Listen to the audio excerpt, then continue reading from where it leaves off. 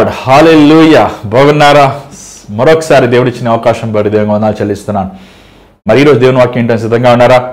దేవుడు మన పట్ల ఎంతో కృపను చూపించి తన వాక్యమును వినటానికి, తన సన్నిధిలో ప్రార్థిస్తానికి, తనతో సహవాసం చేస్తానికి మనకి ఈరోజు కృపనిచ్చాడు. ఈరోజు ఎంతోమంది నిరాశ చెందుతున్నారు, అర్థం కాని పరిస్థితుల్లో ఉన్నారు. ఏం చేయాలో తోచుతలేదు చాలామందికి. చూడండి, దేవుడు మన సమీపంలో మనతో ఉన్నాడు. మనతో ఆయన ఉన్నప్పుడు మనం ఆయన యందు విశ్వాసం ఉంచాలి. ఆ దినమున ఇశ్రాయేలీయులు దేవుని యందు విశ్వాసం ఉంచలేకపోయారు. అందుకే వాడు ఎడారిలో రాలిపోయారు. వారు ఈరోజు మనకి జీవం కలిగిన దేవుడు ఉన్నాడండి, రోషం కలిగిన దేవుడు. అనేక సార్లు మనం అనుకుంటాం, ఎంత గొప్ప దేవుడు ఉంటే మాత్రం ఏం ప్రయోజనం, నా జీవితంలో ఎలాంటి కార్యం జరుగుతలేదే, సఫలత నేను చూస్తలేదే అని అవిశ్వాసమైన మాటలు మనం మాట్లాడుతుంటాం. అలాంటి వారిని చూసి నేను ఒక మాట చెప్పాలని ఆశిస్తున్నాను. అలాంటి వారు మీరు దేవుని మహిమని మీరు చూడలేదు, దేవుని శక్తిని మీరు రుచి చూడలేదు, మీ నేత్రములు గుడ్డివారుగా ఉన్నారు అనేది మీరు జ్ఞాపకం చేసుకోండి. గుడ్డివాడికి కనబడవు. ఈరోజు ఎంతోమంది చూస్తున్నారు అనుకుంటున్నారు, కానీ దేవుని గొప్పతనంని చూడలేని వారిగా ఉన్నారు. దేవుని కార్యం మన జీవితంలో జరగాలంటే దానికి ఒకటి కావాలండి. ఏంటది? డబ్బు కదా?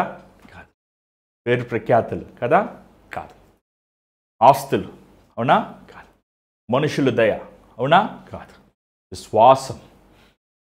విశ్వాసము చూడని దానిని నమ్ముతాం. చూడని దేవుని యందు నువ్వు విశ్వాసం ఉంచి ఆయన వాక్యం ఎత్తుపట్టుకుని ఆయన యందు నువ్వు విశ్వాసం ఉంచితే శూర కార్యాలు చూస్తావు. చాలాసార్లు చాలామంది ప్రార్థిస్తున్నప్పుడు కొంతమంది ప్రార్థించిన వెంటనే అయిపోతాయి కార్యాలు, కొంతమందికి కొన్ని సంవత్సరాలు ప్రార్థన చేయాల్సి వస్తుంది. నేను చాలాసార్లు ప్రభువుని అడుగుతుంటాను, ఎందునైనా వీరి కోసం ప్రార్థిస్తే వెంటనే అయిపోయింది, అదే దానికంటే సులువైన సమస్య వీరికుంటే సంవత్సరాలు తగ్గట్టు ప్రార్థించినప్పటికీ ఎందుకు వారి జీవితంలో కార్యం జరుగుతలేదు అని చూసినప్పుడు వారిలో అవిశ్వాసంతో నిండి ఉన్నారు. ప్రియమైన దేవుని బిడ్డలారా, ఈరోజు ఎంతోమంది మీరు అవిశ్వాసంతో ఉన్నారు. ఈరోజు ఈ కార్యక్రమం అవర్ ఆఫ్ ప్రేయర్ ద్వారంగా మీకు వాక్యమును ప్రకటించబడుతుంది. ఎందుకు చెప్పండి? మీ విశ్వాసమును దేవుని ఎదుట రెట్టింపు చేయాలని, ప్రభువుతో మీరు అన్యోన్యమైన సహవాసం కలిగి ఉండాలని, ఆయనతో మీరు నడవాలని ఆశతో వాంఛతో ఎలాంటి లాభం లేనప్పటికీ ఈ కార్యక్రమాలు చేస్తున్నాం. చాలాసార్లు చాలామంది సలహాలు ఇస్తుంటారు, మీరు ఒకరి కోసం, ఇద్దరి కోసం, 10 మంది కోసం, 20 మంది కోసం ప్రార్థనలు చేస్తారు, వాక్యం చెప్తుంటారు, వ్యక్తిగతంగా ఇంకొను పట్టించుకుంటారు, మీరు అలా ఉంటే డెవలప్ అవ్వరు అంటుంటారు. కొన్నిసార్లు ఆలోచించినప్పుడు లోకరీతిగా మనము డెవలప్ అవ్వకపోయినా దేవుని చిత్తములో మనం నిలిచున్నప్పుడు ఆశ్చర్యమైన కార్యములు మనం చేస్తాం. మరి ఈరోజు అవర్ ఆఫ్ ప్రేయర్ కార్యక్రమం ఆహ్వానిస్తున్నాం. Welcome you all. మరి ఈ కార్యక్రమం మొదటిసారి మీరు చూస్తున్నారంటే మీరు ఈ పాత కార్యక్రమం చూడండి, ఇంచుమించు సంవత్సరం అవుతుంది. మే నెల 1వ తారీఖున 365 కార్యక్రమాలు ప్రతిరోజు దేవుడి స్థానికి కృప చూపించాడు. కొన్ని లైవ్ మెసేజ్ ఇస్తానికి, అంటే కొన్ని పబ్లిక్ మీటింగ్స్లో వాక్యం ఇస్తానికి కూడా దేవుడి కృప చూపించాడు. నిజంగా నేను ఊహించలేదండి, నేను 1 సంవత్సరం వాక్యం ప్రతిరోజు అది మరి తీరిగ్గా మీ మధ్యకి వాక్యమును ప్రకటించే దేవుడు నాకు కృపిస్తాను నేను ఊహించలేదు. ఏదో సెకండ్ వేవ్లో ఇంట్లో వర్క్ని ఎందుకు ఉందాము, వాక్యం చెప్పాలి, చాలామంది కోవిడ్ వచ్చి బాధపడుతున్నారు, వారందరికీ ఒక ప్రోత్సాహపరచం, ఒక ఎంకరేజ్మెంట్ ఇవ్వాలి, వారి విశ్వాసాన్ని వృద్ధి చేయాలి అని మనసుతో నేను స్టార్ట్ చేశాను. కానీ ఈరోజు దేవుడు దీన్ని ఈ కార్యక్రమాన్ని కొనసాగిస్తాను, కృప చూపిస్తాను. మరి ఎంతకాలం చేస్తారనేది నాకు నిజంగా నాకు తెలియదు. నాకైతే దేవుని రాకడ వచ్చేవరకు రోజు మీకు వాక్యం చెప్పాలని ఆశిస్తున్నాను. కానీ దేవుని తలంపులు తన సేవకుల పట్ల ఒక్కొక్క విధముగా ఉంటుందండి. ఒక్కొక్క సమయం అందు ఒక్కొక్క విధంగా దేవుని నడిపిస్తుంటాడు. ఆ కేరీతు నదిలో ఏలియా ఊరంతా కరువులో ఉన్నప్పటికీ ఆయన చక్కని భోజనం చేస్తున్నాడు, కానీ దేవుడు ఆపేశాడు, మళ్ళీ ఎడారికి పంపించాడు. సో దేవుడు తలంపులు ఒక్కొక్క సమయంలో ఒక్కొక్క విధంగా ఉంటుంది. నా జీవితంలో నేను ఒకటి నేర్చుకున్నాను ఏంటంటే, సేవకు శాఖ దేవుని చిత్తములో చేయాలి, మనుష్యుల ముందు మనుషులకి ఇష్టానుసారంగా లేకపోతే లోక పద్ధతులు వెంబడించకూడదు అని ఒక తీర్మానంతో ఈ సేవకు వచ్చానండి. సో ఇప్పటికీ 12 సంవత్సరాలు అవుతుంది. దేవుడు కృప చూపిస్తే మరి జూలై 15వ తారీఖున 12 సంవత్సరాలు సంపూర్ణమై 13వ సంవత్సరంలోకి ప్రవేశిస్తానికి దేవుడు కృప చూపిస్తున్నాడు. కానీ మీరు అడిగితే 12 సంవత్సరములు దేవుడితో నడుస్తాం అనుభవం ఎలా ఉందని అడిగితే నేను ఒకే మాట అంటాను, ఆనందంగా ఉంది, ఆశ్చర్యంగా ఉంది, ఉల్లాసముగా ఉంది. ఎప్పుడు ఆయన విడవడు. పడిపోతున్నట్టు మనం ఉంటాం కానీ ఆయన తన సేవకుని విడవడండి. మరి ఈ సేవలో ఎంతోమంది మేలు పొందుతున్నారు, ఎంతోమంది దీవించబడుతున్నారు. ఈ పరిచర్యను మొదటి నుంచి చివరి వరకు లేకపోతే ఇన్ని సంవత్సరాలు ఒకళ్ళు ఎవరైనా ఒకరు పోషిస్తున్నారు అంటే, ఎవరైనా ఒకళ్ళు ఆఫరింగ్ ఇస్తున్నారు చెప్పచ్చు, వేలులతో లెక్క వేయచ్చు, సింగిల్ డిజిట్లో ఉంటారు వారు. కానీ దేవుడు ఇంతవరకు మనుషులు వదిలిపెట్టిన పరిస్థితులు తారుమారైన మేలు పొందిన వారు మరచిపోయినా ఎవరి వైపు చూడలేదండి, దేవుని వైపే చూచాం. మరి మీ అందరికీ తెలుసు, ఈ అవర్ ఆఫ్ ప్రేయర్ కార్యక్రమం ద్వారంగా మనము పౌలు గ్రంథములు ధ్యానిస్తున్నాం. మరి ఈరోజు ఎఫెసీ గ్రంథం, నిన్న ఎఫెసీ 1వ అధ్యాయం, మరి ఈరోజు ఎఫెసీ 2వ అధ్యాయం, 1వ అధ్యాయం కొంచెం భాగం 2వ అధ్యాయం కూడా మనం చూద్దాం. మరి అనేక విషయాలు ఉన్నాయి. ఏం చెప్పాలంటే, మరి ఎఫెసీ గ్రంథం పౌలు రాసిన ఉత్తరం ధ్యానిస్తున్నప్పుడు నేను చాలా తక్కువ అంచనా వేశాను. పౌలు రాసిన పత్రికలు ఏముంటాయి, మహా ఉంటే ఒక 6 గంటలు ముగించేయచ్చని. కానీ ధ్యానిస్తున్నప్పుడు తెలుసుకున్నాను ఏంటంటే, ఒక్కొక్క వచనంలో నుంచి 6 గంటల సేపు ఉన్న అవసరమైన మర్మములు పౌలు బోధించాడు అనేది గమనించినప్పుడు అది చాలాసార్లు నాకు సమయాన్ని ముగిస్తానికి ఆటంకరంగా ఉంటుంది. ఎందుకంటే అనేక విషయంలో ఆయన మనం బోధించాడు. ఈరోజు విచారకరమైన సంగతి ఏంటంటే అండి, ఈరోజు విశ్వాసులు, క్రైస్తవులు అనబడిన వారు, బాప్తిజం పొందుకున్నవారు, సంఘానికి వెళ్ళేవారు, ఇంకో మాట చెప్పాలంటే సంఘ పెద్దలు, సేవలో ఉన్నవారు, పాస్టర్స్ కూడా బైబిల్ చదువుతలేదండి. ఎంతో బాధాకరమైన సంగతి ఇది. బైబిల్ చదవకుండా, బైబిల్ని బోధించకుండా మీరు అన్నీ బోధిస్తున్నారు. ఎంత విచారం తెలుసా, ఎంత దుఃఖంతో ఈ మాటలు చెప్తున్నాను నేను. ఒక బోధకుడు ఒక మందిరములో, ఒక దేవుని సేవకుడు వాక్యములో ఉన్నవే మాట్లాడాలి, వాక్యములో ఉన్నదే వివరించాలి. న్యూస్లో ఉన్నవి కావు, లేకపోతే సినిమాల్లో ఉన్నవి కావు, లేకపోతే లోకంలో ఉన్నవి కావు. ఒక ఉదాహరణకు ఒక పాయింట్ తీసుకొచ్చేమో కానీ అదే ప్రసంగం అవ్వకూడదు. ఈరోజు వాక్యానుసారమైన సేవకులు మంచి దినముల్లో లేరండి. చాలా విచారంగా ఈ మాటలు చెప్తున్నాను. ఎందుకంటే వారు ఐకిక విచారములతో నిండి, ధన సంపదనతో నిండి బైబిల్ని వాళ్ళకి అనుకూలంగా మార్చుకుంటున్నారు. మొన్న ఒక మాట అంటే చాలామంది బాధపడ్డారు. ఈసారి యేసుప్రభు ఈ లోకంలో వస్తే సిలువ వేసేవారు ఎవరో కాదు, ఈ లోకంలో ఉన్న పాస్టర్లు అందరూ. ఏమండి, ఎందుకంటే మనుషుల సిద్ధాంతాలు ఈరోజు మనుషుడు చేసిన సిద్ధాంతాలు బోధిస్తున్నారు, అవి ప్రకటిస్తున్నారు. కానీ యేసు ప్రభు బోధించిన మార్గము, నడిచిన మార్గము, జీవించిన మార్గము ఈరోజు బోధించబడతలేదు. అంత విచారం అండి. ఒక పాస్టర్ ఒక సినిమా వాళ్ళతో ఏం పని అండి? ఒక పాస్టర్కి రాజకీయవేత్తలతో ఏం పని అండి? ఒక పాస్టర్కి లోకంలో ఉన్న క్రికెట్ ప్లేయర్స్తో ఏం పని అండి? ఏమండి, ఎంత విచారకరంగా, ఎంత దరిద్రతలోకి ఈ క్రైస్తవ లోకం వెళ్ళిపోయింది చూసారా. ఒక రాజకీయ వ్యక్తిని మనం చూసినప్పుడు, ఆ పరిశుద్ధమైన మనం పులిపెట్టించినప్పుడు అతను మారుమనసు పొందాడా, రక్షించబడ్డా? యేసుప్రభు దేవుడే, ఆయన చెప్పేది ఏంటి లోకమంతటికి తెలుసు, అది సాతాను కూడా చెప్తాయి. కాబట్టి మనం ప్రార్థించాలి, మనము దేవుని సన్నిధులు విజ్ఞాపన చేయాలి. ఎవరు నిజమైన క్రైస్తవు, ఎవరు నిజమైన క్రీస్తు కోసం యథార్థంగా జీవించేవారు అనేది మనం చూడాలి. ఎందుకంటే అంచె దినముల్లో ఉన్నాము. చివరి దినముల్లో మనం ఉన్నప్పుడు సాతానుగాడు కోరుకునబడిన వారిని మోసగిస్తానికి సిద్ధంగా ఉన్నాడు. దేవుడు మహాకృప బట్టి దేవుడు అనేక స్థలాలు తీసుకువెళ్ళాడండి.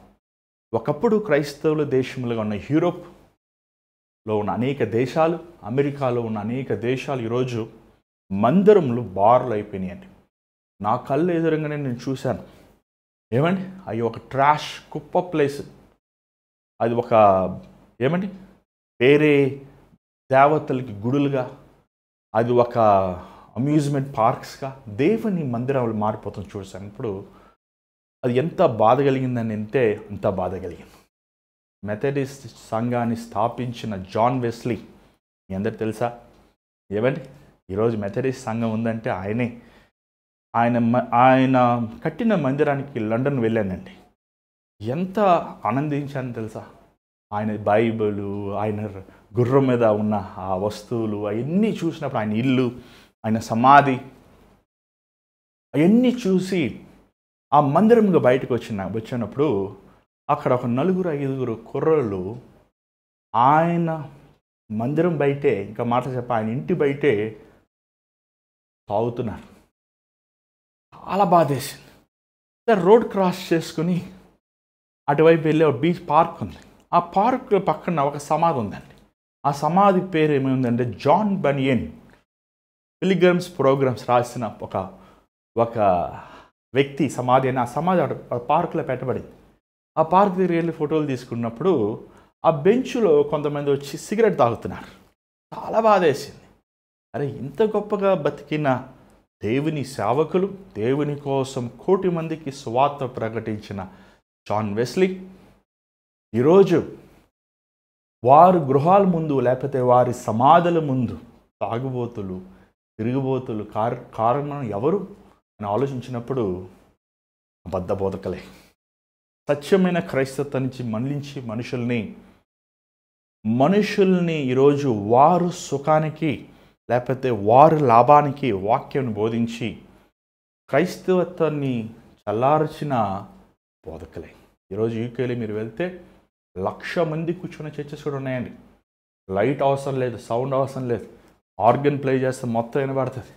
కానీ ఎంతమంది వస్తారు? 3-4 ఉంటారు. అది కూడా ముసలివారు ఉంటారు. విచారకరమైనది. ఈరోజు మనము ప్రార్థన చేయాలి. యూకే కోసం కాదు, అమెరికా కోసం కాదు, మన దేశం కోసం. ఎందుకంటే మన దేశంలో, ముఖ్యంగా ఆంధ్రప్రదేశ్లో, తెలంగాణలో, ఈ సౌత్ ఇండియాలో మందిరములు కూడా అలాగైపోతున్నాయి. మనం ఎక్కడో ఉద్యోగం కోసం ప్రార్థిస్తున్నాం కానీ మన మందిరముల కోసం మనం ప్రార్థిస్తలే. ఈరోజు ఎంతమంది యవనస్తులు మందిరముల్లో ఉన్నారండి? ఎంతమంది యవనస్తులు రక్షించబడ్డారు? ఎంతమంది యవనస్తులు సారాయి, సిగరెట్, సినిమాలు, లోకమును వదిలేసి దైవ భయముతో మోకరించి బైబిల్ చదువుతున్నారు? చూసారా? మీ అందరూ ఆన్సర్లు నో అని కనబడుతుంది. ఎంత బాధాకరమైనది. మనము ఇప్పుడు మేలుకోపోతే ఇంకెన్నడికి మనం మేలుకోలేమో అనుకుంటున్నాం. ఏ గతి అయితే అమెరికాకి లేదా ఇతర దేశాలకు పట్టిందో అదే గతి కూడా కొన్ని సంవత్సరముల్లో మన భారతదేశంలో ఉన్న క్రైస్తవులు కూడా పడుతుంది అనేది దేవుని ఆత్మతో చెప్తున్నాను. ఇది కేవలము ఈరోజు మనము మేల్కొని మన సంఘముల్లో బైబిల్ చదవాలి. విశ్వాసులు బైబిల్ చదవాలి. పాస్టర్ సేవకు వచ్చిన వారు బైబిల్ చదవాలి. ఏదో ఒక వచనం కాదు, ఒక అధ్యాయం కాదు, అలిసిపోయే వరకు చదవాలి. దేవుని వాక్యముని ధ్యానించాలి. స్వచ్ఛమైన యథార్థమైన, చూడండి, ఒక వాక్యము స్వచ్ఛమైనదని ఒక బోధకుడు చెప్తున్నారు. ఈరోజు నేను చెప్పేదే కరెక్ట్ అంటున్నారు, నేను చెప్పేదే రైట్ అంటున్నారు, నేను చెప్పేదే మంచిది అంటున్నారు, నేను చెప్పేది గుడ్ క్వాలిటీ అంటున్నారు. చూడండి, గుడ్ క్వాలిటీయా లేదనేది మీరు చెప్పాలి. ఎట్లా చెప్తారు? మీరు బైబిల్ చదివితే మీకు తెలుస్తుంది. కాబట్టి బైబిల్ చదవండి. విశ్వాసులైన వారు, యవనస్తులైన వారు, వృద్ధులైన వారు, పిల్లలైన వారు దేవుని వాక్యముని ధ్యానించండి. దేవుని వాక్యముని పఠించండి. రెండోది, దేవుని సన్నిధిలో వ్యక్తిగతంగా ప్రార్థన చేయి. ప్రార్థించే క్రైస్తవుడు, మోకాల మీద ఉన్న క్రైస్తవుడు సాతాన్ని జయించగలిగిన వాడు. ఈరోజు మన కుటుంబంలో ఎందుకు ఇన్ని ఇక్కట్లు, ఎందుకు ఇన్ని ఇబ్బందులు? మనము ప్రార్థన చేస్తలేదు. మాట్లాడుతున్నాం కానీ ప్రార్థిస్తలేదు. చాలామంది ప్రార్థన చేయమంటే 2 నిమిషాలు చేస్తారు, మాట్లాడమంటే రాత్రంతా మాట్లాడతారు. నువ్వు దేవుని సన్నిధిలో పరిశుద్ధాత్మ ద్వారా నింపబడి మూలుగుతో ప్రభువు సమర్పించుకున్న ప్రార్థన చేసినప్పుడు ఆశ్చర్యమైన కార్యాలు చూస్తాం.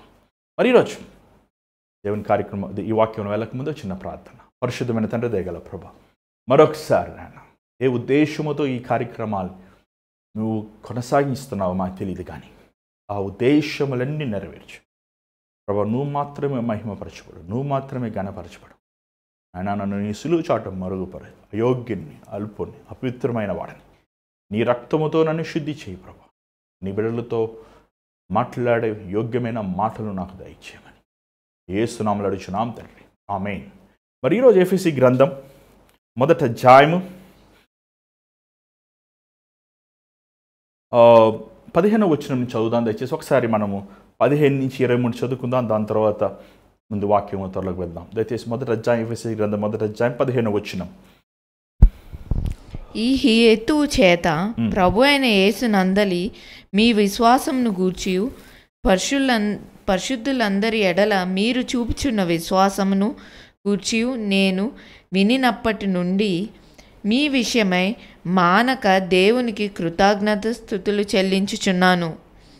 మరియు మీ మనోనేత్రములు వెలిగింపబడినందున ఆయన మిమ్మును పిలిచిన పిలుపు వలనైన నిరీక్షణ ఎట్టిదో పరిశుద్ధులలో ఆయన స్వాస్థ్యం యొక్క మహిమైశ్వర్యం ఎట్టిదో. 16వ వచనం మాత్రం చదవండి. మీ విషయమై మానక దేవునికి కృతజ్ఞత స్తుతులు చెల్లించుచున్నాను. మరియు మీ మనోనేత్రములు వెలిగింపబడినందున ఆయన మిమ్మును పిలిచిన పిలుపు వల్లనైనా నిరీక్షణ ఎట్టిదో పరిశుద్ధులలో ఆయన స్వాస్థ్యము యొక్క మహిమైశ్వర్యం ఎట్టిదో ఆయన క్రీస్తునందు వినియోగపరిచిన బలాతిశయమును బట్టి విశ్వసించు మనయందు ఆయన చూపుచున్న తన శక్తి యొక్క అపరిమితమైన మహాత్యం ఎట్టిదో మీరు తెలుసుకొనవలనని మన ప్రభు అయిన యేసుక్రీస్తు యొక్క దేవుడైన మహిమ స్వరూపియగు తండ్రి తన్ను తెలుసుకొనుట యందు మీకు జ్ఞానము ప్రత్యక్షతను గల మనసు అనుగ్రహించున్నట్లు నేను నా ప్రార్థనల యందు మిమ్మును గూర్చి విజ్ఞాపన చేయుచున్నాను. ఇది యాక్చువల్గా ఇంగ్లీష్లో 15, 16, 17, 18 ఉంది, కానీ తెలుగులో ఒకే స్ట్రెచ్లో ఒకే వచనంగా ఉంది.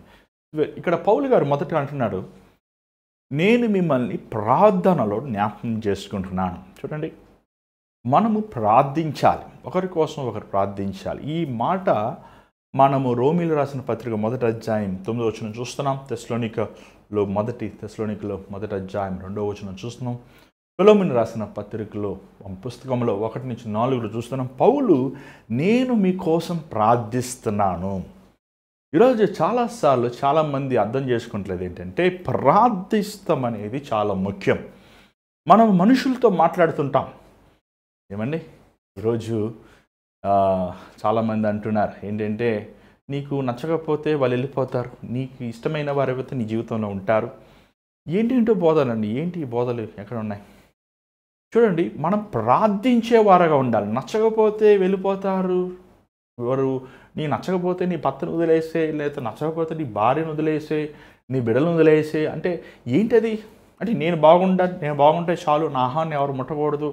అదేంటిది? Life is about compromise. నువ్వు కాంప్రమైజ్ అవ్వాలి.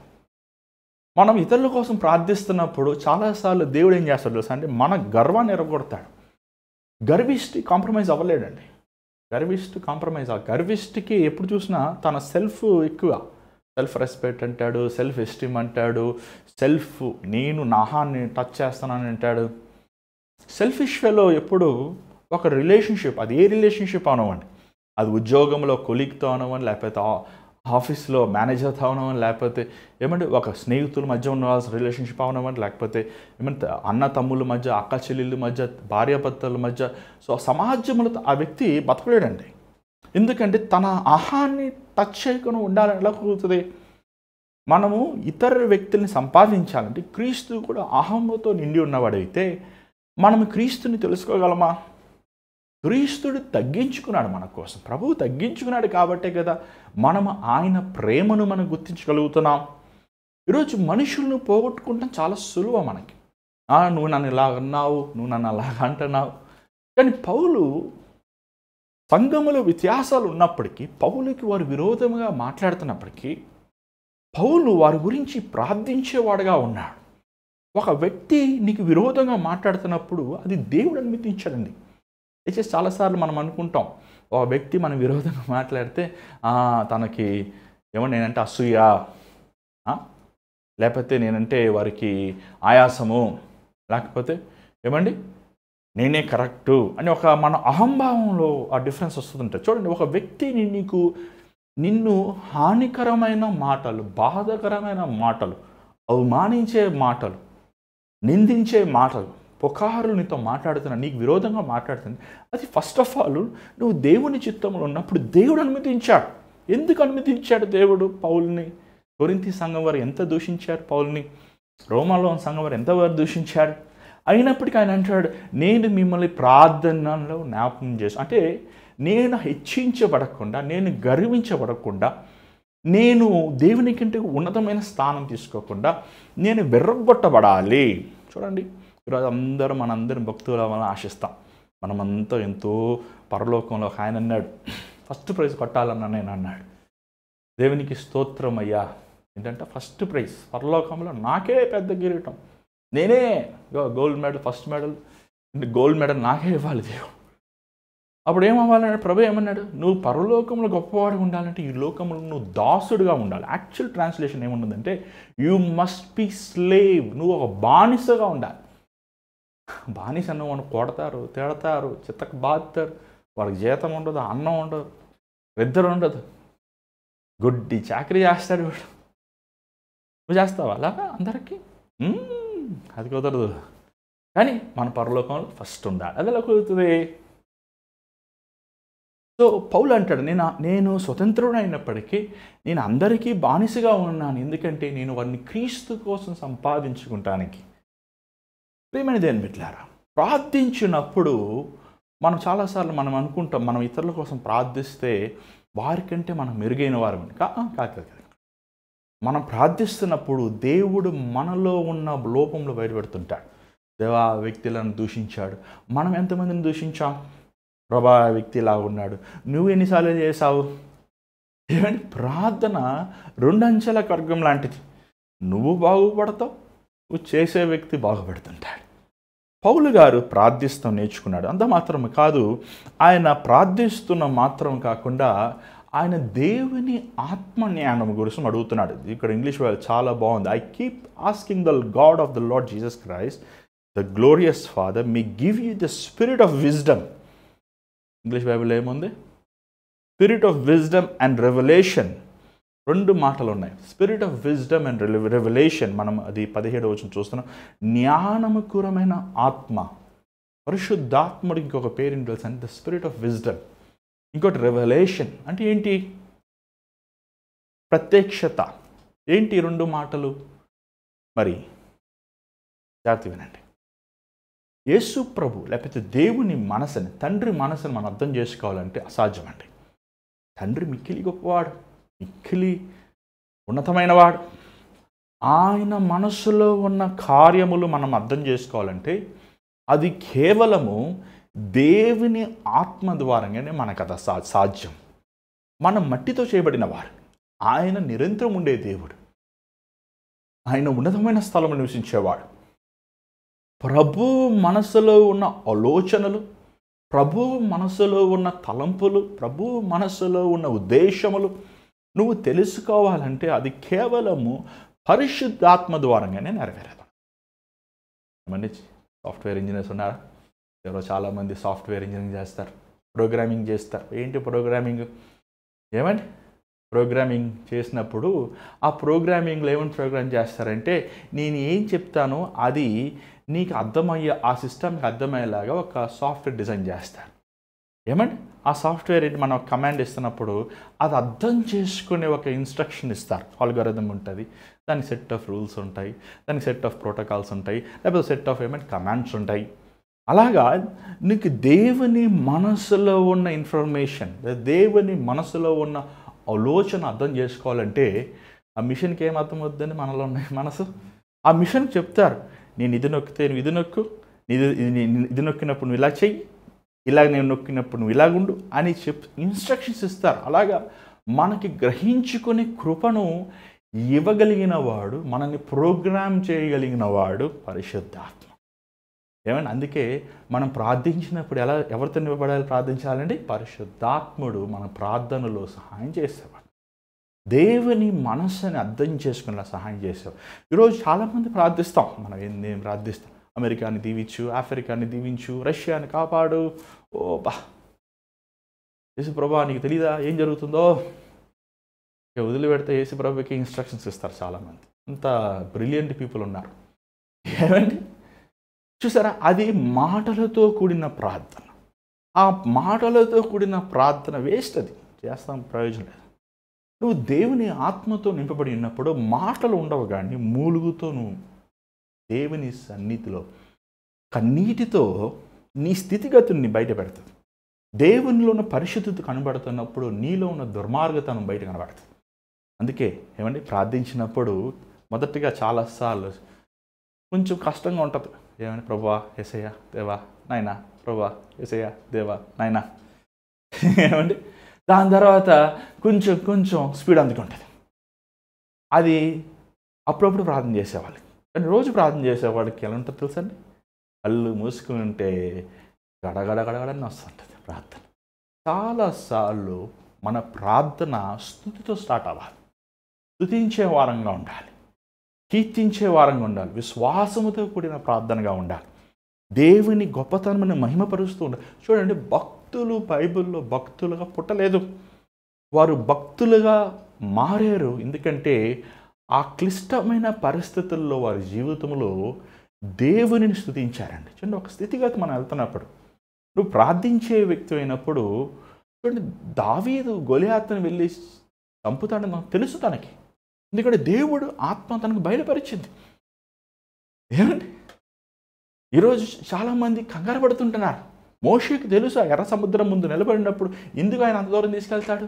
ఖచ్చితంగా దేవుడు తన కార్యం, కానీ ఆకున్న మనుషులందరూ సనుగుతం చూసి ఆయన టెన్షన్ అయిపోయారు మధ్యలో.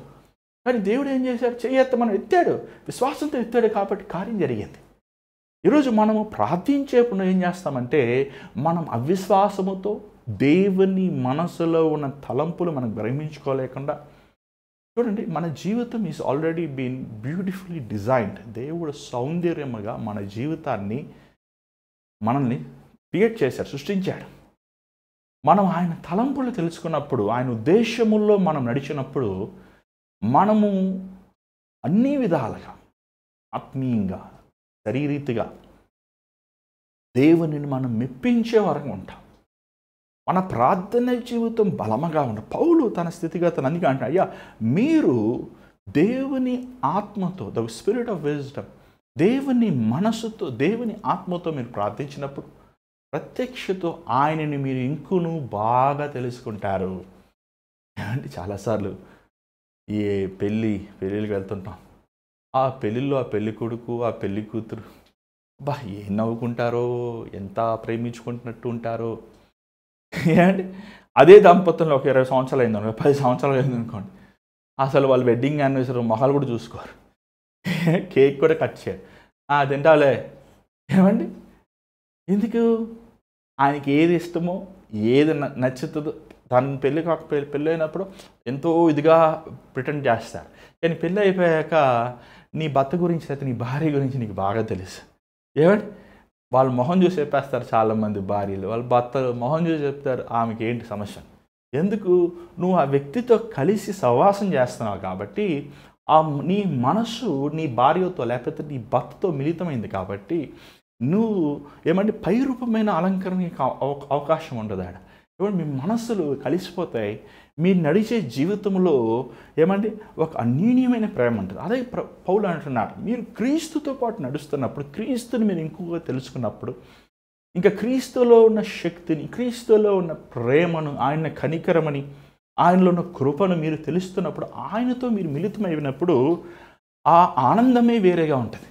చాలామందిని చూస్తుంటాను నేను, చాలా సమాధులు వెళ్తున్నప్పుడు ఆ భర్త కానీ ఆ భార్య మరణిస్తే ఆ భాగస్వామి ఎక్కువ ఏడుస్తారు, పిల్లల కంటే ఆ కట్టుకునే వారు ఎక్కువ ఏడుస్తుంటారండి, ఎక్కువ బాధపడుతుంటారు, ఎక్కువ మనోవేదనతో ఉంటారు. ఎందుకు అంత ఏమండి అంత మనోవేదన, ఎందుకు అంత బాధ? చాలాసార్లు పిల్లలు కూడా వాళ్ళ తల్లిదండ్రులు చచ్చిపోయినాక కొంచెంసేపు ఏడుస్తారు, మర్చిపోతుంటారు. కానీ భాగస్వామి చనిపోయినప్పుడు ఏమంటే వారు ఎంతో దుఃఖంతో ఉంటారని గమనించాను. ఎందుకంటే వారు హృదయాన్ని, వారి జీవితాన్ని పంచుకున్నారు. అలాగే నువ్వు క్రీస్తుతో నీ జీవితమును పంచుకున్నప్పుడు నీ సమయము, నీ ఆరోగ్యాన్ని, నీ దేహాన్ని, నీ ఆశలను, నీ వాంఛలను నువ్వు క్రీస్తుతో మిళితమైనప్పుడు నీ జీవితంలో ఆయన ఏమండి నిన్ను మనం ఇంకా చూడబోతున్న ఆ విషయాలు, తండ్రి రేపు మనల్ని క్రీస్తులో చూసినట్లు చూస్తారంట. ఆయన మనలో ఉన్నట్టు చూస్తాము.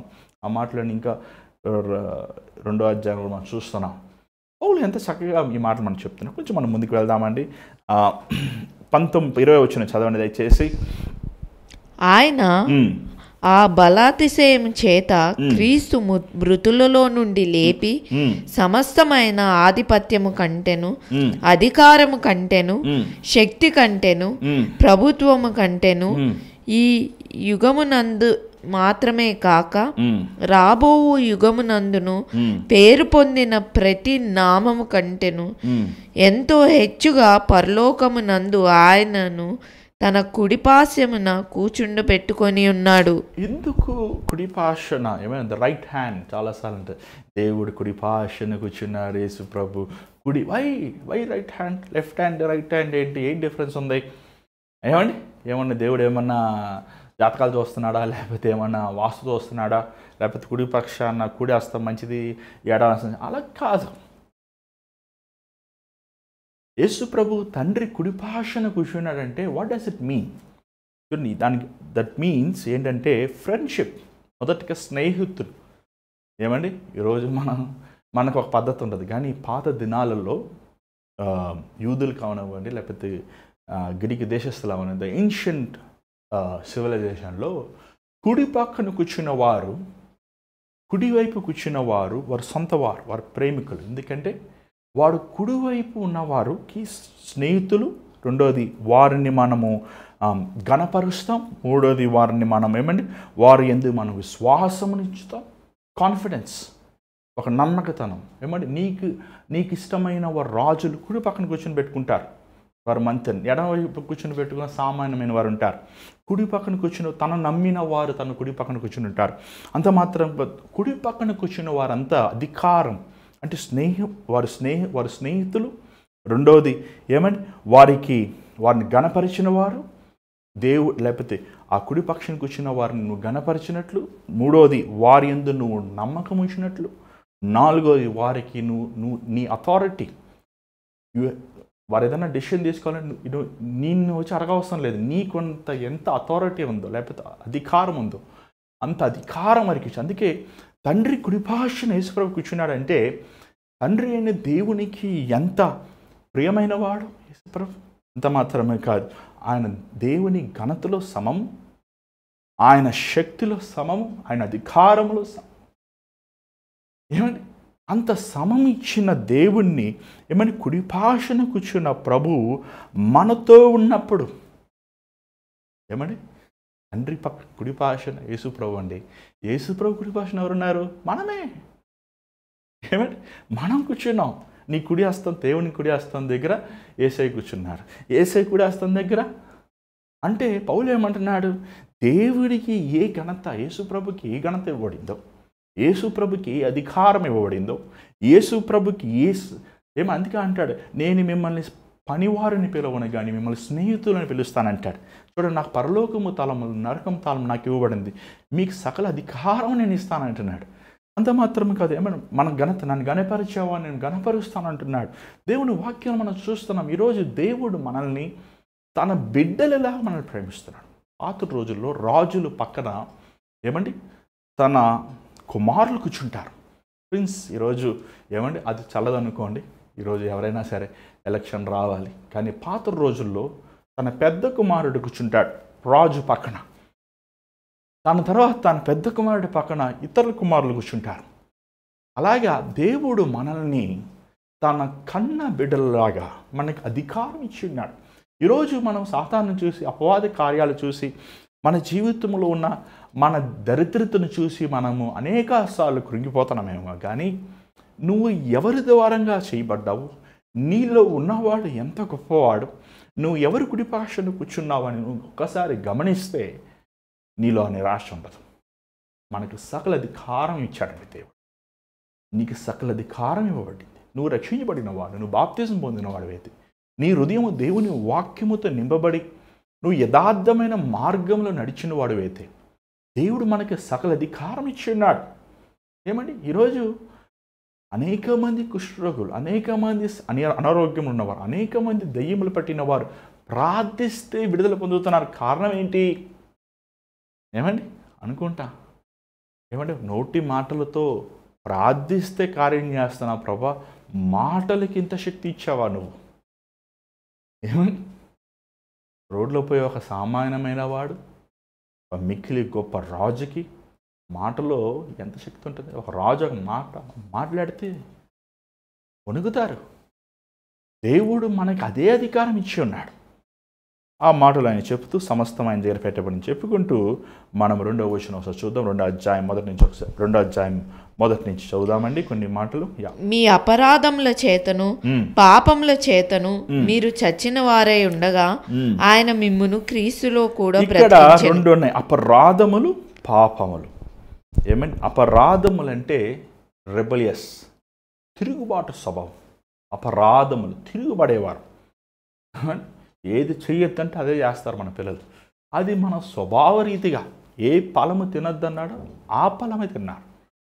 ఎన్ని ఫలాలు ఉన్నాయి ఏదైనా తోటలో, కానీ దేవుడు తినొద్దనే ఫలం ఎందుకు తిన్నారు? తిరుగుబాటు, అపరాధములు. ఇంకొకటి పాపములు. పాపములు అంటే ఫెయిల్డ్. మనం ఓడిపోయే వారం, మనం విఫలం చెందిన వారం, మనం దేవుని ఆజ్ఞలు, దేవుని కట్టడలు, దేవుని మార్గముని కోల్పోయిన వారిని. మనం ఈరోజు ఏమైనా రక్షణలు పొందనవాడు, మారు మనసు లేనివాడు, వాడు విఫలం చెందిన వ్యక్తి. నీకు ₹1,00,00,000 ఉండొచ్చేమో, నీ ఆస్తులు, నీకు పేరు ప్రఖ్యాతులు, నీకు ఒక మంచి హోదాయిన ఉద్యోగం ఉండొచ్చేమో, నీకు భార్య బిడ్డలు ఉండొచ్చేమో, నీకు మంచి పేరు పలికబడి ఉండొచ్చేమో, కానీ నువ్వు యేసు లేని వాడివైతే నువ్వు విఫలం చెందినవాడు. You failed in life, you failed in spirituality, నువ్వు ఓడిపోయిన వాడివి. మన అపరాధములు, మనము దోషములు, మనం చచ్చిన వారుగా ఉన్నాం. ఏమన్నా చచ్చినవాడు ఏమంటామంటే blind, is a blind man. ఇంగ్లీష్లో ఉంది. ఏమైనా గుడ్డివాడిని ఏమంటే చచ్చినవాడు. ఆత్మీయంగా చచ్చిన వారుగా ఉన్నాం. ఈరోజు చూస్తున్నామంటున్నామే కానీ దేవుని కార్యములు చూడలేని వారుగా ఉన్నాం. శరీరమైన సంబంధమైన కార్యముతో మనం నింపబడి ఉన్నాం. 2 కొరింథీ 4వ అధ్యాయం 3-4 మనం చూస్తున్నాం, మీరు చదువుకోవచ్చు.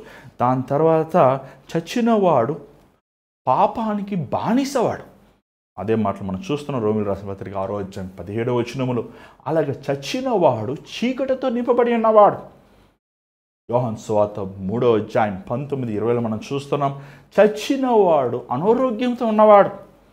మార్కు సువార్త 2వ అధ్యాయంలో 17వ వచనం మనం చూస్తున్నాం, చచ్చినవాడు తప్పిపోయినవాడు. లూకా సువార్త 15వ అధ్యాయం మనం చూస్తున్నాం. అంత మాత్రమే కాదు, చచ్చినవాడు అపవాది చీకటి శక్తుల ప్రభావములతో ఉండినవాడు.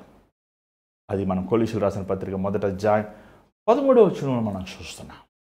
చచ్చిన వారిని ఈరోజు చాలామంది జీవిస్తున్నారు అంటున్నారు, కానీ మీరు క్రీస్తు వెలుగుకి, క్రీస్తు రక్షణ స్వార్థకి, క్రీస్తులో ఉన్న పరిశుద్ధతకి, క్రీస్తులో ఉన్న యథార్థమైన కార్యానికి మీరు చచ్చిన వారుగా ఉన్నారు. ఏమండి, ఒకప్పుడు ఉన్నారు. చూడ మాట్లాడుతున్నారు పౌలు గారు. 2వ వచనం చదవండి దయచేసి.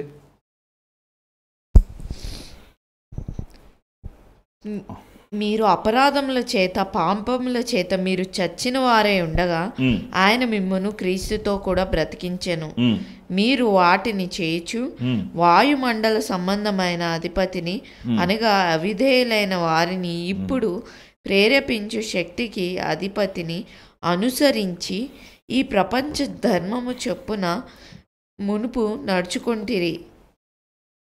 వారితో కలిసి మనమందరము శరీరము యొక్కయు మనసు యొక్కయు కోరికలను నెరవేర్చుకొనుచు మన శరీరాశలను అనుసరించి మునుపు ప్రవర్తించుచు కడమ వారి వల్లనే స్వభావ సిద్ధంగా దైవోగ్రతకు పాత్రులమై ఉంటిమి. అయినను దేవుడు కరుణా సంపన్నుడై ఉండి మనము మన అపరాధముల చేత చచ్చిన వారమై ఉండినప్పుడు సైతము మన ఎడల చూపిన తన మహా ప్రేమ చేత మనలను క్రీస్తుతో కూడా బ్రతికించెను.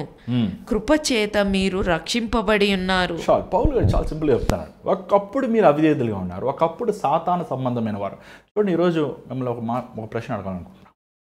మీరు దేవుని బిడ్డలు అంటున్నారు, రక్షించబడిన వారు అంటున్నారు, మందిరానికి వెళ్తున్నారు, వాక్యం చదువుతున్నారు, యేసయ్య నాకు ఇష్టం అంటున్నారు, పాటలు పాడుతున్నారు, చప్పట్లు పడుతున్నారు, హల్లెలూయా అంటున్నారు.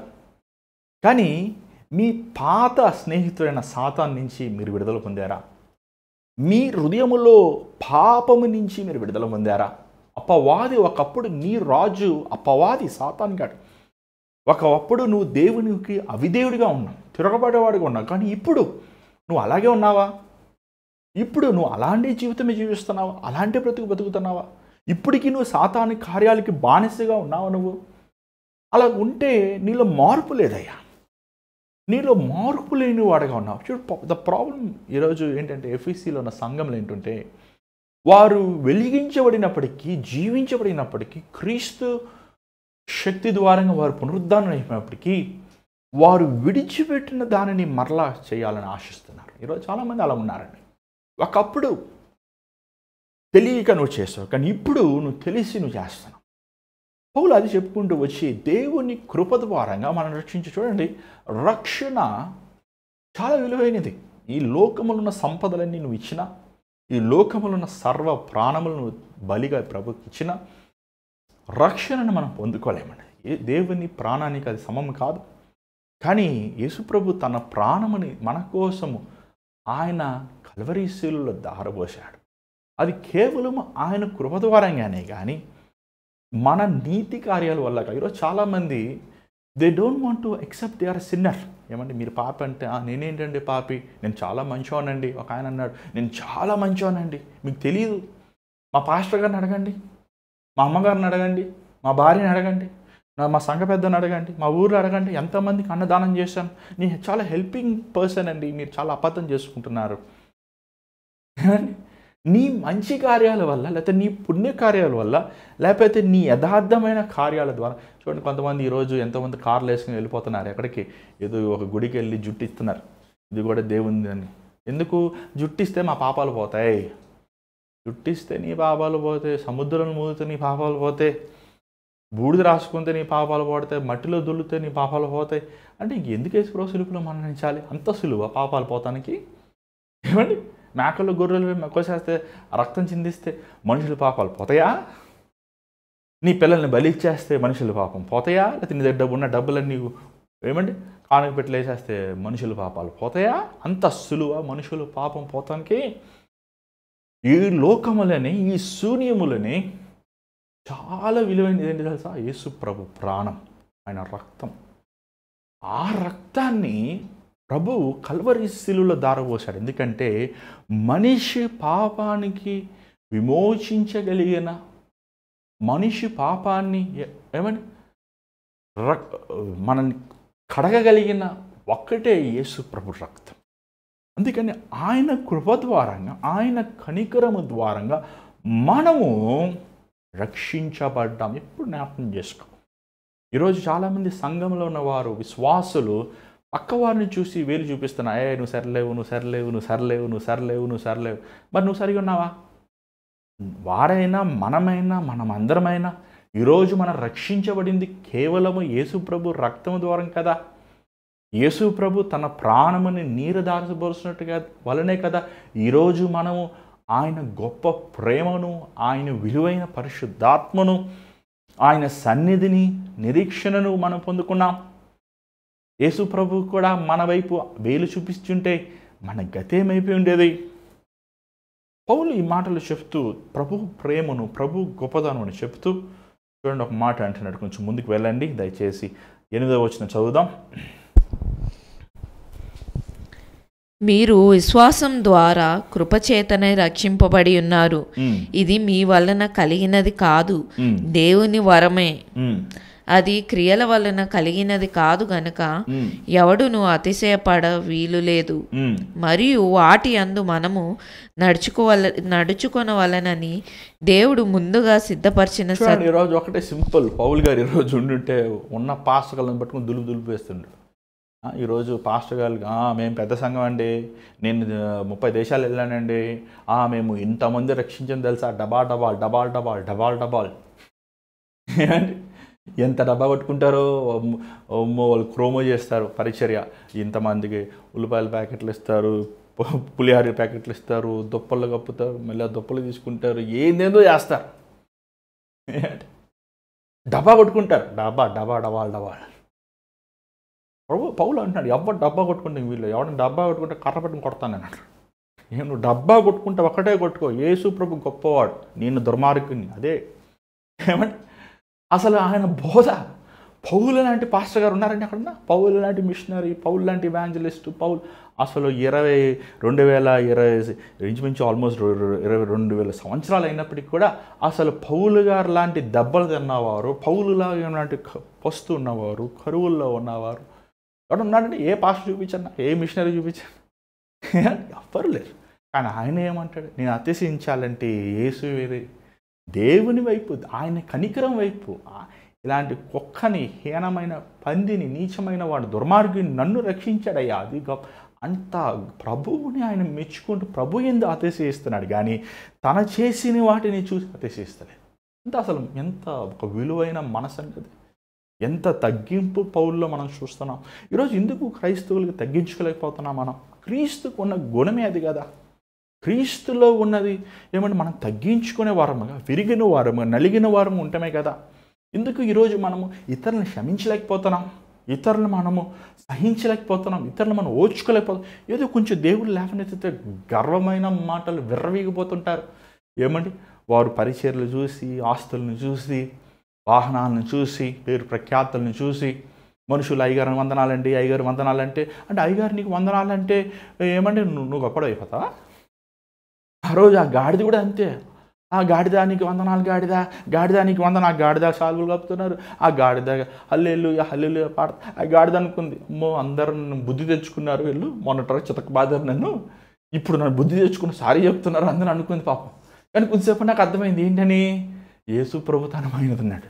ఒక సేవకులు ఈరోజు పాస్టర్స్ ఏమండి, అబ్బా తిని వాళ్ళు కూడా అంత ఉండదు, అంత క్రేజ్ ఈరోజు పాస్టర్స్. కానీ ఎందుకు? అది మేము గాడిదని, నేను గాడిదని, ఇంకో పాస్టర్గా నాకు అవసరం లేదు, నేను గాడిదని కాబట్టి, నేను ఏసైని మోస్తున్నాను కాబట్టి మనుషులు సాలాలు కప్పుతారు, కానుకలు ఇస్తారు, అన్నా నువ్వు ప్రార్థిస్తే కార్యం జరిగింది అంటారు, అన్నీ చెప్తారు. ఎందుకంటే నేను, నా మీద ఎవరున్నారు? ప్రభువు. అంతేగాని నా గొప్పతనం కాదు, నేను గాడిదనే. ఇప్పుడు నేను చెప్తాను, ఎవరు చాలా కప్పిన, అయ్యా నేను గాడిదనయ్యా, నువ్వు సేవకురా నీకు కప్పుతారు, కానీ నేను గాడిదనే, తిరుగుబాటు చేసిన గాడిదని. ఈరోజు ఈ ఘనత ఉందంటే అది నా మీదున్న నా ప్రభు నిమిత్తమే. పౌలు అలా తను హెచ్చించుకుంటున్నాడు. చూడండి, దట్ ఈస్ ద బ్యూటీ. ఒక సేవకుడు, ఒక విశ్వాసి, ఒక రక్షించబడిన వ్యక్తి, యేసుని మనం హెచ్చించాలి, మనం తగ్గిపోవాలి. అసలు ఏమండి, మనము ప్రభు ముందు ఒక ఏమంటే మంచులాగా తొలగిపోవాలి. ప్రభు హెచ్చించబడాలి, ప్రభు కనపరచబడాలి, ప్రభు మహిమ అలాగా ఆయన తేజస్సు రావాలి.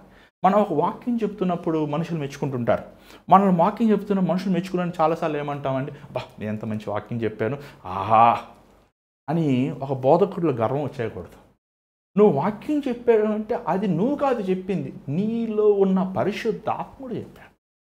ఏమండి, చాలాసార్లు మీటింగ్ అయిపోయాక కానీ నన్ను నేను ప్రభా నేను ఒక పెంటనయ్యా, కేవలము నీ కృపే. ఏమండి, నేనేదో జయపాల్ గారి అబ్బాయిని కాబట్టి, లేకపోతే నేనేదో 12 సంవత్సరాలు సేవ చేశాను కాబట్టి, ఏదో దేశాలు తిరిగి కష్టాలు పడ్డాను కాబట్టి, అది కావు. కేవలము ప్రభు. పోరా పిచ్చాడా, ఏదో సరే పో, ఆయన ఏదో జాలి చూపించాడు, ఏదో ఏమండి ఆయన ఏదో కృప చూపించాడు, ఆయన దయదాక్షణ వల్లే ఏమండి నేను సేవ చేయగలుగుతున్నాను. ఇదే మాట నేను చివరి వరకు ఇదే మాట చెప్తాను. దేవుడిని ఎంత దీవించినా, ఎంత దీవించకపోయినా, పుట్టినా, ఆశీర్వదించిన ఏమైనా సరే, ఈరోజు నేను ఏమై ఉన్నాను అది కేవలము మహాగణుడైన గొప్ప మహాత్ముడైన యేసు ప్రభువాన్ని. ఆ యేసు ప్రభువుని మనం గణపరచాలి అని చెప్పుకుంటూ వచ్చి ఒక మాట అంటున్నాడు చూడండి 10వ వచనంలో. చూడండి ఒకసారి ఎఫెసీ గ్రంథం 2వ అధ్యాయం 10వ వచనం.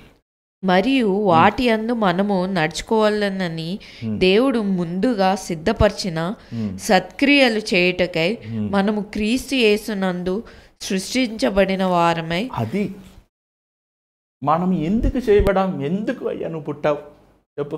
ఇంజనీర్ అవుతావా, డాక్టర్ అవుతావా? సరే అవు. ఎందుకు పుట్టావు? ఒక ఆయన ఎందుకు పుట్టాడు? ఎందుకు పుట్టావు? బతకాలి కదన్నా, అందుకే పుట్టాడు అన్నాడు. అయితే ఏమండి దేవుడు అనుకున్నాడు కదా. ఎందుకు పుట్టావు? ఈరోజు మమ్మల్ని అంటే చాలామంది అడుగుతున్నాం, ఎందుకు మీరు పుట్టారు? దేవుడు ఉద్దేశించాడు కాబట్టి. అది మనం క్రీస్తు యేసునందు మంచి కార్యములు, గుడ్ వర్క్స్, యేసులో మన మంచి కార్యములు చేయాలని, క్రీస్తు పోలు జీవితం జీవించాలని కోసం చేశారు మనం. ఏమండి ఇక్కడ తెలుసుకోండి, ఎందుకు పుట్టామని అడిగితే యేసు కోసం పుట్టాను నేను. యేసు ప్రభుని ఈ లోకాన్ని చూపిస్తాం కోసం, యేసు ప్రభులో ఉన్న మంచి కార్యములు ఈ లోకములు నేను బయలుపరుస్తాం కోసం నన్ను యేసు ప్రభు సృష్టించే. పౌలు అసలు ఎంత విశాలంగా ఆలోచిస్తాను చూసారు. ఎంత విశాలంగా తన వాక్యం ఉంది సారా. ఈరోజు వాక్యం చెప్పమంటే ఏమంటే ఈ పక్కడి గురించి చెప్తారు, లేకపోతే ఎదుటివాడి గురించి చెప్తాడు, లేకపోతే సినిమా వాళ్ళ గురించి చెప్తారు, లేకపోతే ఏంటయ్యా మీ వాక్యం బోధిస్తున్నారు. కొన్నిసార్లు కోపం వచ్చేస్తుంది, కంపన కొట్టాలనుకున్నా. ఏమి పులిపేట మీద నిలబడి సినిమాల గురించి సినిమా కథలు చెప్తావేంటయ్యా, సినిమా వాళ్ళ గురించి చెప్తావేంటయ్యా, ఏంటయ్యా అసలు ఏంటండి ఈరోజు? వాక్యం చెప్పండి అయ్యా అంటే కథలు చెప్తారు, పెట్ట కథలు. వాక్యం చెప్పండి అయ్యా అంటే వాడు వీడు వాడు అంటే ఏంటండి ఈరోజు? బైబిల్ చదవరు. మెయిన్ ప్రాబ్లం ఏంటంటే సేవకులు బైబిల్ చదవరు. ఎందుకు ఎంతో బాధతో చెప్తున్నాను ఈ మాట. నాకు కూడా ఒక వాక్యం వినాలని ఆశ ఉంటుంది చాలాసార్లు. సరే వింటాను, ఎంత తిప్పుతా ఉంటాను. ఏదో 5 నిమిషాల వాక్యం, 10 నిమిషాల వాక్యం, ఏదైనా సరే, ఏ వాక్యమైనా దేవుని ఆత్మతో నింప వాక్యం విందామా అంటే చాలా చాలా చాలా తక్కువ. ఉన్నారు, లేకుండా లేరు, ఉన్నారు. కానీ 90% వరకు ఐకిక విచారమని బోధిస్తున్నారు. పౌలు చెప్తున్నాడు, మనము దేవుని చేతి పనివారమయ్యా. దేవుడు నన్ను, మన బిడ్డలని, మన కుటుంబంలో ఉన్న ప్రతి ఒక్కరిని ఎందుకు చేశారనుకుంటున్నారు? ఆయన మంచి కార్యములు ఈ లోకమునికి మనము వివరిస్తము కోసం. ఈ భూమికి పునాది వేయక ముందే ఆయన ఆలోచించాడు. ఎంత గొప్ప తలంపులండి ప్రభువి. అంటే యేసు ప్రభులాగా మనం ఈ లోకంలో బతకాలంటే అది సాధ్యమా? అంత ఉన్నతమైన వారమా మనం కాదు కదా. అయినప్పటికీ దేవుడు అంత గొప్ప ఉద్దేశం కలిగి ఉన్నాడు మన పట్ల. ఈరోజు ఆ ఉద్దేశం మనం తెలుసుకోవాలి, ఆ ఉద్దేశాల ప్రకారం మనం జీవించాలి. ఈరోజు మైండ్ ఎంత నేరోగా ఆలోచిస్తుంటారో చాలామంది. అంతే, నాకు ఇది కావాలి, ఇది చాలు, ఇది ఉండాలి, ఇలా ఉండాలి, అలా చాలండి. చూడండి, దేవుడు ఎంతో విశాలమైన వాడు. ఎంత విశాలం అంటే చెప్పుతుంటాను ఎప్పుడు. ఒకసారి ఒక తమ్ముడు నాతో పాటు ఎప్పుడు చూసినా పక్కింటి వాళ్ళతో గొడవ పెట్టుకుంటుంటాడు. ఎందుకయ్యా గొడవ పెట్టుకుంటున్నా, అది నా స్థలం అన్నా, నా స్థలంలోకి వస్తున్నారు. మరి ఇద్దరు విశ్వాసులు ఇద్దరు మందిరానికి వస్తారు. నా స్థలంలో సైకిల్ పెట్టాడన్నా, ఏంటయ్యా నువ్వు పెద్దాన్ని గొడవ పెట్టుకుంటావు, రోజు ఇదే గొడవ. ఇలా కాదని చెప్పి ఒకసారి నేను ఏదో మీటింగ్ తీసుకెళ్తుంటే, నువ్వు ఎట్లా కదా నాతో రా, ఫ్లైట్ టికెట్ చాలా చీప్గా వస్తుంది, 1000 రూపాయలకి ఆఫర్ వచ్చింది, నువ్వు నాతో రా అన్నాను. సరే నేను ఫ్లైట్ టికెట్ అని చెప్పి పాప నాతో వచ్చాడు. వచ్చి ఫ్లైట్ ఎక్కాడు. ఎక్కి వెళ్తుంది పైకి, చూస్తున్నాడు తల్లు. అబ్బా అన్న, మేఘాలు ఇంత పెద్దగా ఉన్నాయన్న, అబ్బా మనుషులు చిన్నోళ్ళు అయిపోయారన్న, అబ్బా భూమి ఇంత పెద్దగా ఉందన్న, అబ్బా సూర్యుడు ఎంత ప్రకాశిస్తున్నాడన్నా, అబ్బా దేవుడు ఎంత గొప్పోడన్నా, అబ్బా ఈ భూమి అంతా ఆయన చేశారు కదన్నా. మరి ఈ భూమిలో ఉన్న వరకు నీ పక్కింటి వాడిదే నీ పెద్ద సమస్య, నీ ఎదుటింటి వాడిదే ఆ కాస్త ధనమే నీకు కావాలంటావు, ఆ కాస్త ధనమే లేకపోతే ఆ ఉద్యోగమే నాకు అదే చాలనుకుంటావు, నాకు అదే లోకం అనుకుంటావు. కానీ నువ్వు పైకి వెళ్ళిపోయే కొలది, పరలోకం మనం వెళ్ళిపోయే కొలది, భూ సంబంధమైన వాటి చిన్నగా మనకు కనబడతాం. దేవుని బిడ్డలమైన మనమండి పై సంబంధమైన వారిని, ఈ భూ సంబంధమైన వారిని కాము. మనము దేవుని సంబంధమైన వారిని, దేవుని రాజ్యము సంబంధమైన వారిని. ఏదైనా సరే నీ ఆస్తులు, నీ సమస్తం విడిచిపెట్టాలి. హ్యాపీగా విడిచిపెట్టు, హ్యాపీగా దేవుని కోసం వదిలిపెట్టు. అంతేకాని డబ్బు కోసం బతకొద్దు దయచేసి. లోకరీతైన ఉద్యోగాల కోసం, పేరు ప్రఖ్యాతల కోసం బ్రతకద్దు. దేవుడు నిన్ను చేసింది ఆయనలో ఉన్న మంచి కార్యములు. ఈ లోకం ఏంటిలో యేసులో ఉన్న మంచి కార్యాలు ఏంటండి? యేసులో ఉన్న ప్రేమ, యేసులో ఉన్న కనికరం, యేసులో ఉన్న దయాళత్వం, యేసులో ఉన్న ఆశానిగ్రహం, యేసులో ఉన్న పవిత్రత, యేసులో ఉన్న యథార్థత, యేసులో ఉన్న క్షమించే మనసు. ఈ గుణగుణాలు మన ద్వారంగా ఈ లోకానికి ప్రభావితం చేయాలని ఆశిస్తున్నాడు దేవుడు. ఎంత గొప్పవాడండి ప్రభు. ప్రియమైన దేవుని బిడ్డలారా, మనము లోక సంబంధమైన వారు, చచ్చిన వారమైన కాక మనము పునరుద్ధానమైన పరిశుద్ధ ఆత్మను పొందుకున్న వారుగా ఈ లోకంలో మనం జీవించాలి. పౌలు ఇంత విలువైన మాటలు ఎఫెసీ సంఘాన్ని చెప్తున్నాడు. మరి ఎఫెసీ సంఘంలో ఉన్న this is called doctrine of church. సంఘము సిద్ధాంతము. ఒక సిద్ధాంతం అంటారు. సంఘములో ఉన్న క్రీస్తు సంఘంలో ఉన్న వారు, క్రీస్తు సంఘంలో ఉన్న విశ్వాసులు మనం ఎలా ఉండాలి తెలుసా అండి? క్రీస్తు అడుగుజాడలు నడిచేవారు అంట. ఒక సంఘంలో పాస్టర్ గారు మాత్రమే కాదు, ఒక సంఘ పెద్ద మాత్రమే, లేదా ఒక బిలీవర్ మాత్రమే, అందరం క్రీస్తు సారూప్యములో మనం దిద్దబడాలి, చెక్కబడాలి, నడవాలి అని ఎంత గొప్ప ఉద్దేశముతో పౌలు ఈ మాటలు ఎఫెసీ సంఘానికి రాస్తున్నారు. ప్రియమైన దేవుని బిడ్డలారా, ఈరోజు మనం అర్థం చేసుకోవాలి. ఎక్కడికి వెళ్తున్నాం, మనం ఏ మార్గాన్ని వెళ్తున్నాం, ఎందుకు మనం జీవిస్తున్నాం, ఏంటి మన జీవితం వల్ల ఫలితం ఏంటి, నువ్వు దేవుని చిత్తంలో నిల్చున్నావా? మనం పరీక్షించుకోవాలి. ఈరోజు మనల్ని పరీక్షించుకోవాలి. ఎవరినో మనం పరీక్షించే అవసరం. మన హృదయంలో ఉన్న డంబము, మన హృదయంలో ఉన్న గర్వము, మన హృదయంలో ఉన్న స్వనీతి, మన హృదయంలో ఉన్న లోక కార్యములు మనం పరీక్షించుకొని, పరిశోధించుకొని, దేవుని రక్తముతో మనం కడగబడి ఆయన విలువైన ఆత్మ ద్వారంగా మనం నడిపించబడి ఉండాలి. ఈరోజు మీ జీవితాలు దేవుని సమర్పించుకోండి. ఐకిక విచారముల వల్ల ఏం తిందుమా, ఏం తాగుదామా, ఏం ధరించుకుందామా, ఏం సంపాదించుకుందాం కాక ఆయన నీతిని, ఆయన రాజ్యాన్ని మనం మొదటి వెతుకుదాం. ఆయన కోసం ఈ లోకములు మన సాక్షిగా ఉంది. చేస్తాలో ఉంచుతారా? ప్రార్థిద్దాం. పరిశుద్ధమైన తండ్రి, దయగల ప్రభువా, అవును నాయనా, నీ కోసం మమ్మల్ని చేసుకున్నాం, నీ కోసం మమ్మల్ని జీవింపజేస్తున్నాం, నీ కోసం మమ్మల్ని నైనా నీ పునరుద్ధానమైన శక్తితో నింపి ఉన్నాం. నేను చివరి శ్వాసి వరకు నీ కోసమే మేము ఈ లోకములు, ఎలాగ ఒక క్యాండిల్ అది కాలుతూ వెలిగిస్తుంది, అలాగ మేము వెలిగించబడుతూ నీ కోసం మేము ఆవిరిగా మారిపోతానికి సహాయం. నువ్వు ఎంత గొప్పవాడు నాయన, నీ తలంపులు ఎంత గొప్పవయ్యా. కేవలం నీ కృప ద్వారంగా మేము రక్షించబడిన వారు. మేమేమాత్రము యోగ్యత లేదు నాయన నీ సన్నిధిలోకి వస్తాను, కానీ నీ విస్తారమైన విశాలమైన మనసుతో మమ్మల్ని క్షమించి, నీ ప్రేమతో, నీ రక్తముతో మమ్మల్ని శుద్ధి చేసి కృప చూపించి, ఈరోజునైనా నిన్ను తండ్రి, దేవా అని పిలిచే యోగ్యత, అర్హత మాకు ఇచ్చి ఉన్నావు. నువ్వు ఇచ్చిన రక్షణని జాగ్రత్తగా కాపాడుకొని, నీకు గౌరవించి, నిన్ను విలువగా ఇచ్చి, నీ కట్టడల ప్రకారం నడుచుకునే యోగ్యత, కనికరం మాకు దయచే. నీ కనికరం మాకు దయ. నీ చేతి మీద రేపు కలుసుకున్న కృప చూపించి, నీ బిడ్డలతో నువ్వు మాట్లాడమని యేసునామములో నడుచున్నాం తండ్రి, ఆమేన్. మరి దేవుడు నీతో మాట్లాడంటే మాకు తెలియపరచండి. మీ ప్రార్థనాసలు మాకు తెలియపరచండి. దయచేసి మీ పేరు, ఊరు వివరంగా మీ ప్రార్థనలు పంపించండి. మీకోసం మేము ప్రార్థన చేస్తున్నాం. ఎంతోమంది దేవుడు ఆశ్చర్యమైన కార్యాలు చేస్తున్నాడు. చూడండి, నాకు ఈరోజు కొంచెం ఆత్మీయమైన విషయాలు మీతో మాట్లాడుతాను. పౌలు రాసిన విషయాలు, కడుపు నొప్పి, తలపోటు, ఉద్యోగము, ఏమంటే ఎగ్జామ్ అలాంటి చెప్పలేదు మీకు. దయచేసి అవన్నీ డిఫాల్ట్గా వస్తాయండి. మనం దేవుడు మనలో ఉంటే మనము ఆశీర్వదించబడతాము, చుట్టూ వాళ్ళందరూ ఆశీర్వదించబడతారు. మనం చేసే ప్రతి పని సఫలత. So I'm not concentrating on those things, ఎందుకంటే అవి కావాల్సిన బోధలు మనం ఆల్రెడీ వింటున్నాం. బైబిల్ ఉన్నట్టు చెప్పాల్సి వచ్చినప్పుడు నేను కాంప్రమైజ్ అవుతాం ఇష్టం లేదండి. ఉన్నట్టు చెప్పాలని ఇష్టపడుతున్నాను. నా కోసం ప్రార్థన చేయాలి, ఎందుకంటే ఉన్నట్టు చెప్తే మనుషులు మెచ్చుకోరు, చాలామంది మెచ్చుకోరు. కానీ ఎండ్ ఆఫ్ ది డే దేవుడు మెచ్చుకోవాలి.